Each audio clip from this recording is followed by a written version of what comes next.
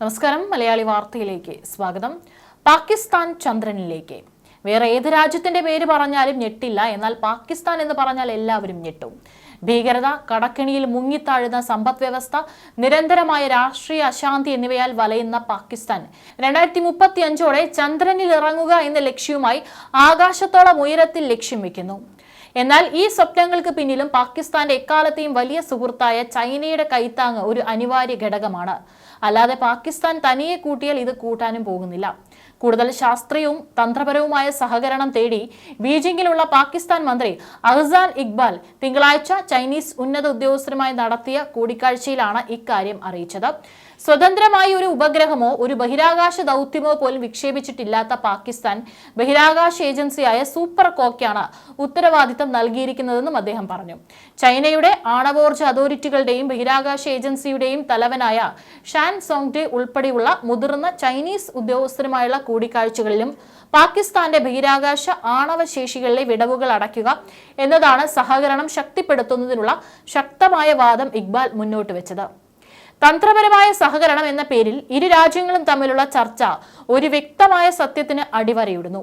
പാകിസ്ഥാന്റെ ബഹിരാകാശ അഭിലാഷങ്ങൾ വർദ്ധിച്ചു വരുന്ന ചൈനയിൽ നിർമ്മിച്ചതാണ് ഇതെല്ലാം.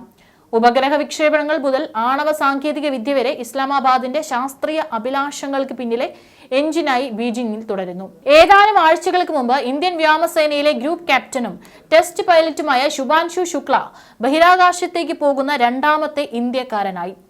ബഹിരാകാശത്തേക്ക് പോകുന്ന ആദ്യ ഇന്ത്യക്കാരൻ 1984 ഏപ്രിലിൽ ഇന്ത്യയുടെ അഭിമാനം വാനോളം ഉയർത്തിയ IAF-ൽ നിന്നുള്ള രാകേഷ് ശർമ്മയായിരുന്നു. ആക്സിയം മിഷൻ 4ന്റെ മിഷൻ പൈലറ്റും അന്താരാഷ്ട്ര ബഹിരാകാശ നിലയം സന്ദർശിച്ച ആദ്യത്തെ ISRO ബഹിരാകാശ യാത്രികനുമായിരുന്നു ശുഭാൻശു ശുക്ല. അങ്ങനെ വെച്ചടി കയറ്റങ്ങൾ സംഭവിച്ചുകൊണ്ടിരിക്കുമ്പോൾ ഇതെല്ലാം കണ്ട് നമ്മുടെ അയൽക്കാർക്ക് അസൂയ കൂടുകയാണ്. ഇപ്പോൾ അത്ര സൗഹൃദപരമല്ലാത്ത അയൽപ്പക്കമായ പാകിസ്ഥാൻ ഈ നേട്ടം അനുകരിക്കാൻ ആഗ്രഹിക്കുന്നതായി തോന്നുന്നു. അതുകൊണ്ടാണ് 2026-ൽ തങ്ങളുടെ പൗരന്മാരിൽ ഒരാളെ ചൈനീസ് ബഹിരാകാശ നിലയത്തിലേക്ക് വിക്ഷേപിക്കാൻ പാകിസ്ഥാൻ ഒരുങ്ങുന്നു എന്ന വാർത്ത പുറത്തുവരുന്നത്. ചൈനയുടെ സഹായത്തിൽ വളരുന്ന പാകിസ്ഥാന്റെ ബഹിരാകാശ സ്വപ്നങ്ങൾ. ബഹിരാകാശത്തിന്റെ കാര്യത്തിൽ പാകിസ്ഥാൻ ആവർത്തിച്ചുള്ള ഒരു വിക്ഷേപണ പങ്കാളിയുണ്ട്. ആരാണെന്ന് ഊഹിക്കാൻ പ്രയാസമില്ല. പാകിസ്ഥാന്റെ ഓരോ ബഹിരാകാശ ദൗത്യങ്ങളും ചൈനയുടെ പിന്തുണയോടെയാണ് നടത്തുന്നത്. ഉപഗ്രഹങ്ങൾ മുതൽ ചാന്ദ്ര സ്വപ്നങ്ങൾ വരെ ബീജിംഗ് സഹ പൈലറ്റാണ്. ചൈനയുടെ ഗണ്യമായ സഹായത്തോടെ 3 പാകിസ്ഥാൻ നിർമ്മിത ഉപഗ്രഹങ്ങൾ വിക്ഷേപിച്ചതായും ആസൂത്രണ മന്ത്രി അഹ്സാൻ ഇക്ബാൽ അടുത്തിടെ വെളിപ്പെടുത്തി. 2026ഓടെ സ്വന്തമായ ഒരു സ്വതന്ത്ര പ്ലാറ്റ്ഫോമിലൂടെയല്ല, മറിച്ച് ചൈനയുടെ ബഹിരാകാശ നിലയത്തിൽ ഒരു യാത്ര നടത്തി ആദ്യത്തെ ബഹിരാകാശ യാത്രികനെ ബഹിരാകാശത്തേക്ക് അയക്കാനും ഇസ്ലാമാബാദ് പ്രതീക്ഷിക്കുന്നുണ്ട്.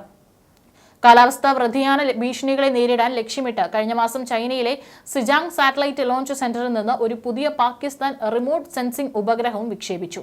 എന്നാൽ അതിൽ പാകിസ്ഥാൻ പതാക വഹിച്ചിരുന്നെങ്കിലും സാങ്കേതിക സഹായം ലഭിച്ചത് ചൈനയുടെ സൂപ്പർകോയുടെ സഹായത്താലാണ്. ഇന്ത്യയിലേക്ക് നോക്കിയാൽ 1962-ൽ ഇന്ത്യ ഗവൺമെന്റ് സ്ഥാപിച്ച ഇന്ത്യൻ ബഹിരാകാശ ഗവേഷണ സംഘടന, അതായത് ISRO എന്ന ബഹിരാകാശ ഏജൻസി നമുക്കുണ്ട്. അതിനുശേഷം അവർ നിരവധി നാഴികക്കല്ലുകൾ ഇന്ത്യ കൈവരിച്ചിട്ടുണ്ട്. പാകിസ്ഥാൻ വളരെ പിന്നിലാണെന്ന വസ്തുത കണക്കിലെടുക്കുമ്പോഴും പാകിസ്ഥാനെ സംബന്ധിച്ചിടത്തോളം അവരുടെ ബഹിരാകാശ ഏജൻസിയായ സൂപ്പർകോ, അതായത് Space and Upper Atmosphere Research Commission 1961-ലാണ് ആരംഭിച്ചത്. അതായത് ഇന്ത്യക്ക് മുൻപ് തന്നെ. ചൈനയുടെ ബഹിരാകാശ ഏജൻസിയായ ചൈന നാഷണൽ സ്പേസ് അഡ്മിനിസ്ട്രേഷൻ 1993-ൽ സ്ഥാപിതമായി.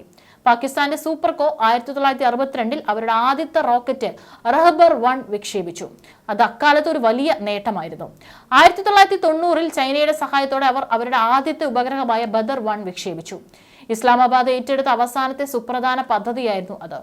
സൂപ്പർകോയുടെ സ്ഥാപനത്തിനും വിജയത്തിനുമുള്ള വലിയ അംഗീകാരം നോബൽ സമ്മാന ജേതാവായ ശാസ്ത്രജ്ഞൻ അബ്ദുൾ സലാമിനെ അവകാശപ്പെട്ടതാണ്. ഇലക്ട്രോ വീക്ക് ഏകീകരണ സിദ്ധാന്തത്തിന് നൽകിയ സംഭാവനകൾക്ക് 1979-ൽ ഭൗതിക ശാസ്ത്രത്തിനുള്ള നൊബേൽ സമ്മാനം ലഭിച്ച പാകിസ്ഥാൻ സൈദ്ധാന്തിക ഭൗതിക ശാസ്ത്രജ്ഞനായിരുന്നു മുഹമ്മദ് അബ്ദുൾ സലാം. നൊബേൽ സമ്മാനം ലഭിക്കുന്ന ആദ്യത്തെ പാകിസ്ഥാനിയും ഒരു ഇസ്ലാമിക രാജ്യത്ത് നിന്നുള്ള ആദ്യത്തെ ശാസ്ത്രജ്ഞനുമായിരുന്നു അദ്ദേഹം.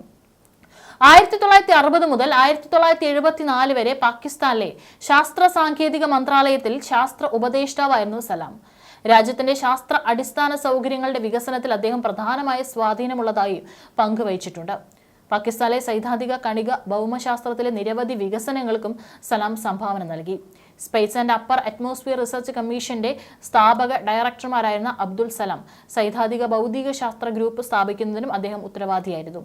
ഈ പ്രോഗ്രാമിന്റെ ശാസ്ത്രീയ പിതാവായി അദ്ദേഹത്തെ കാണുന്നു.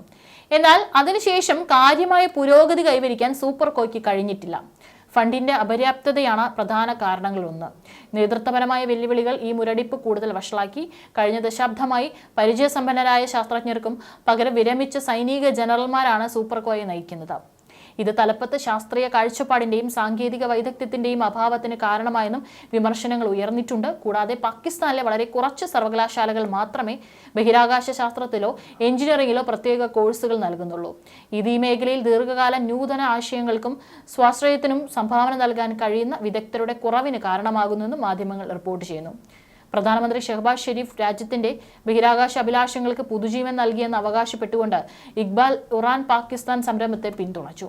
സൂപ്പർകോ നയിക്കുന്ന ഉറാൻ പാകിസ്ഥാന്റെ ദേശീയ ബഹിരാകാശ പദ്ധതിയാണ്. എന്നിരുന്നാലും ലിഫ്റ്റിന്റെ ഭൂരിഭാഗവും ഇപ്പോഴും അതിർത്തിക്ക് പുറത്തു നിന്നാണ് വരുന്നത്. ഈ ബന്ധം കൂടുതൽ ആഴത്തിലായിക്കൊണ്ടിരിക്കുകയാണ്. ഈ വർഷം ആദ്യം 2028 നടക്കാനിരിക്കുന്ന അന്താരാഷ്ട്ര ചാന്ദ്ര ഗവേഷണ കേന്ദ്രത്തിന്റെ ഭാഗമായ ചൈനയുടെ ചാങ്-ഇ-8 ദൗത്യത്തിൽ പങ്കെടുക്കാൻ പാകിസ്ഥാൻ ഒപ്പുവെച്ചു.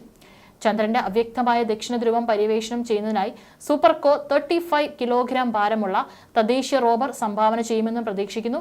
നാസയുടെ അഭിപ്രായത്തിൽ സ്ഥിരമായ ഒരു ചാന്ദ്ര ശാസ്ത്ര അടിത്തറ നിർമ്മിക്കുന്നതിനുള്ള നിർണായക സാങ്കേതിക വിദ്യകൾ പരീക്ഷിക്കുന്നതിനാണ് ചാങ്-ഇ-8 ഉദ്ദേശിക്കുന്നത്.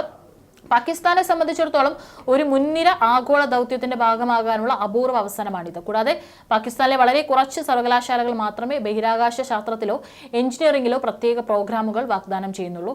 ഇത് ഈ മേഖലയിൽ ദീർഘകാല നവീകരണത്തിനും സ്വാശ്രയത്തിനും സംഭാവന നൽകാൻ കഴിയുന്ന വൈദഗ്ധ്യമുള്ള പ്രൊഫഷണലുകളുടെ കുറവിന് കാരണമാകുന്നു. ശേഷിയുടെ കാര്യത്തിൽ ഉപഗ്രഹ വിക്ഷേപണങ്ങൾ, സാങ്കേതിക സഹായം, അടിസ്ഥാന സൗകര്യ വികസനം എന്നിവയ്ക്കായി പാകിസ്ഥാൻ ഇപ്പോഴും ചൈനയെ വളരെയധികം ആശ്രയിക്കുന്നു. ഈ ആശ്രിതത്വം തദ്ദേശീയ ബഹിരാകാശ സാങ്കേതിക വിദ്യയുടെ വളർച്ചയെ തടഞ്ഞു. അതേസമയം വിശാലമായ സാമ്പത്തിക പ്രതിസന്ധികൾ ശാസ്ത്രീയ സഹകരണം നിലനിർത്താനുള്ള പാകിസ്ഥാന്റെ കഴിവിനെയും ബാധിച്ചിട്ടുണ്ട്. ചൈന പാകിസ്ഥാൻ സാമ്പത്തിക ഇടനാഴി പ്രകാരമുള്ള സാമ്പത്തിക പ്രതിബദ്ധതകൾ നിറവേറ്റുന്നതിലും സർക്കാർ ആവർത്തിച്ച് പരാജയപ്പെട്ടു. ചൈനീസ് വൈദ്യുതി ഉൽപാദകർക്കുള്ള കുടിശ്ശിക പേയ്മെന്റുകൾ 2025 ജൂണോടെ 423 ബില്യൺ പാകിസ്ഥാൻ റിയാലിൽ എത്തിയതായി ദി എക്സ്പ്രസ് ട്രിബ്യൂണൽ റിപ്പോർട്ട് ചെയ്യുന്നു.